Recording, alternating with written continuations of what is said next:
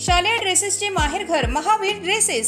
सर्व शाळांचे शालेय ड्रेसेस व कापडांचा रेडी स्टॉक उपलब्ध। शारदा ज्ञानपीठ भारत विद्यालय विजन इंग्लिश स्कूल बाल शिवाजी कॉन्व्हेंटचा बदललेला गणवेश वाजवी दरात उपलब्ध। शहर परिसरातील सर्व शाळांचे शालेय गणवेश सर्व साहित्य वाजवी दरात मिळेल। Chhatrapati Shivaji market, Malkapur road, Buldhana.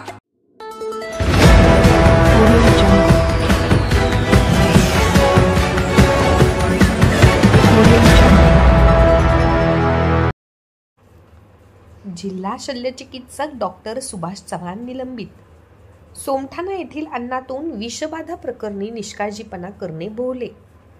बुलढाणा जिल्हा सामान्य रुग्णालयाचे जिल्हा शल्यचिकित्सक डॉक्टर सुभाष चव्हाण यांच्यावर शासनाने कारवाईचा बडगा उगारत त्यांना निलंबित केले आहे। बुलढाणा जिल्ह्यातील सोमठाणा गावात अन्नातून शेकडो लोकांना विषबाधा झाली होती। यावेळी उपचारात कर्तव्यात कसूर केल्याप्रकरणी तसेच या प्रकरणी दाखल प्रकरणांमध्ये सुनावणीला अनुपस्थित राहिल्याप्रकरणी डॉक्टर सुभाष चव्हाण यांच्यावर हा कारवाईचा बडगा उगारण्यात आला आहे। त्यामुळे बुलढाणा जिल्ह्यातील आरोग्य यंत्रणेमध्ये एकच खळबळ माजली आहे। गेल्या अनेक महिन्यांपासून बुलढाणा जिल्हा सामान्य रुग्णालयातील साहित्य खरेदी घोटाळ्यामध्ये देखील कारवाई प्रलंबित आहे।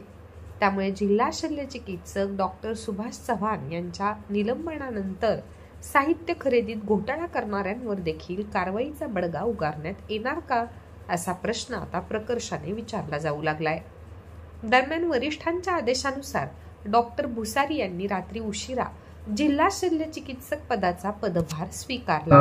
रुग्ण आणि रुग्णालय याच्याशी रिलेटेड जे प्रामुख्याने प्रश्न असतात, रुग्णांना सेवा भेटली पाहिजे, रुग्णालयात स्वच्छता आढळली पाहिजे, रुग्णालयात कर्मचारी, डॉक्टर आणि सर्व व्यक्ती आणि जे काही बऱ्याचशा आता आरोग्याशी निगडीत योजना आहेत, ज्या योजनांसाठी बरेचसे खेड्यापाड्यातून आणि दूरवरून आपल्याकडे नागरिक येत असतात, या सर्वांच्या कामाला प्राधान्य देऊन त्यांचं काम विहित वेळेत कसं कंप्लीट होईल आणि नाहक कोणत्याही व्यक्तीला त्रास होणार नाही याकडे प्रामुख्याने लक्ष असेल आणि ते 100% आपण पूर्ण करण्याचा प्रयत्न करणार आणि कोणाची तक्रार राहणार नाही अशा पद्धतीनं आपल्याला सन्मानपूर्वक वागणूक ही सर्व जनतेला आमच्या आरोग्य विभागाकडून मिळाली पाहिजे।